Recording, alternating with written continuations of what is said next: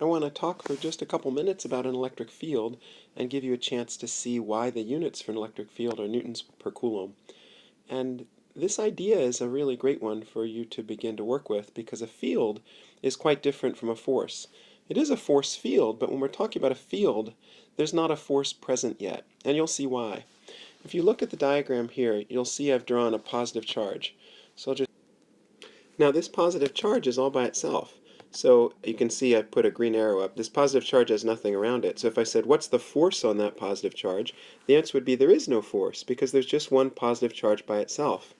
But if we imagine for a minute bringing another charge into the space, what would happen if I brought another charge here, or here, or here? Any place that I put a positive charge around this positive charge, a force would come into existence. So although there's not a charge yet, we're going to have a charge as soon as we introduce something into this space. Now you can see three different charges that I've placed into this space. Here, the first one is a charge that's very close. And because it's very close, you can see that the force arrow is very big. So the black arrow here represents how big a force it would feel, and this force is actually large. My second charge actually is a little bit farther away. This charge is a little farther, and so the force arrow for that charge is showing a force that wouldn't be as big. And my third charge is quite far from the initial charge, so the force that it would feel is the smallest of the three forces.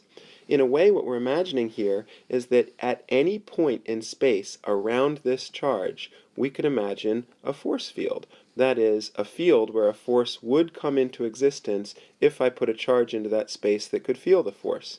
So it's the possibility of a force, and that force would show up the moment that I put a charge into the space that was there to feel it. So let's go to the next slide. So here you see the electric field, again around a positive charge, with the field being shown by these green lines.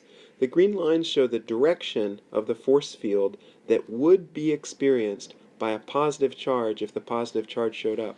So if I put a positive charge here on the left, it would feel a force that would be repelling it away to the left. And if I put a positive charge here beneath the charge, it would feel a force straight down of repulsion. Now we know that as a charge gets farther away from the other charge, this positive charge is going to feel a weaker force. Or we could say that the field gets weaker as we get farther away from the charge.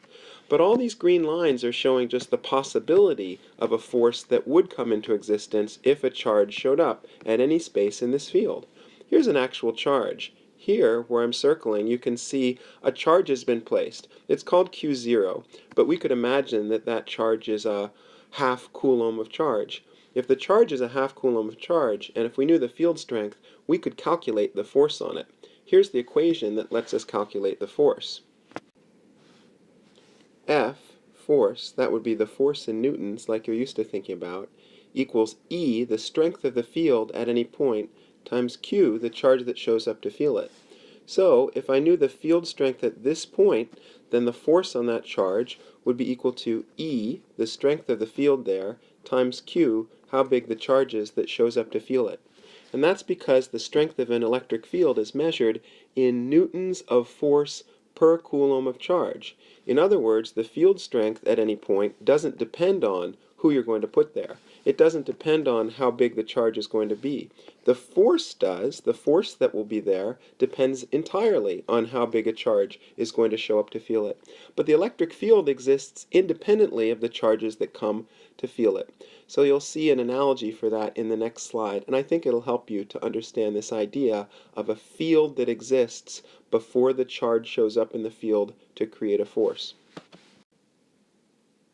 This is another kind of field. I made this up. This is an idea to help you understand an electric field.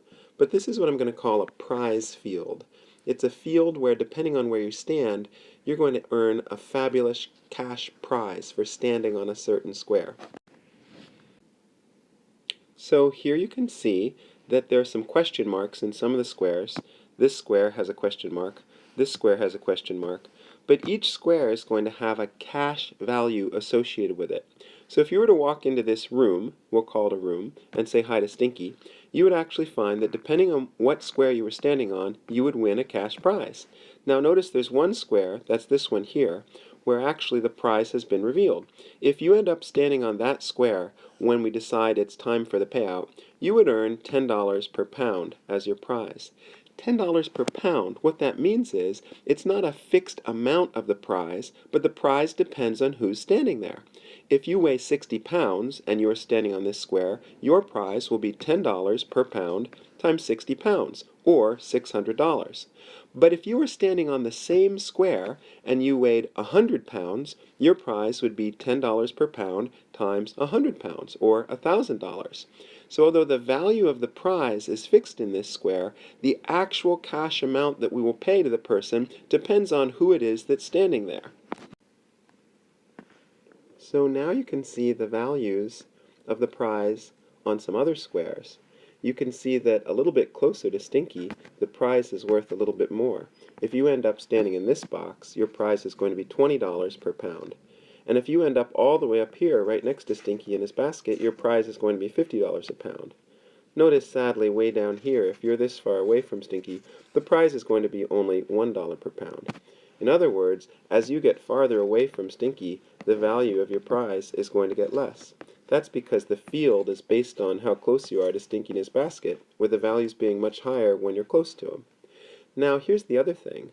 Notice that the prize values for every square are already set. That is to say, in any given square, the value of the prize is already predetermined, but it's on a per pound basis. But it's already fixed by the field. It's a prize field. Therefore, the value in each spot is determined by Stinky. But the actual amount of cash that we're going to pay when someone ends up standing on that square is not fixed. That's because how much that particular person is going to win depends on that person's weight, because it's a dollars per pound prize. You see how this is like the electric field that we were talking about a moment ago when we looked at a force field in newtons per Coulomb. So notice how, as I start at this charge and I get farther away, the value of the force field gets weaker as I go farther. At this point right here, the force field has a value of 20 newtons per Coulomb. That's the strength of the field with no charge yet there to feel it.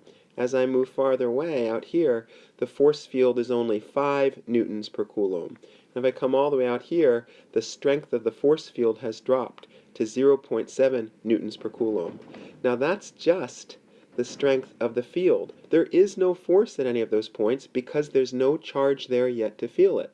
Over here, on the other hand, if this was a point where the field was also 5 newtons per Coulomb, there is a force because we've put a charge there. And if I knew how big that charge was, and I knew the field was 5 newtons per Coulomb, I could quickly calculate what the force is.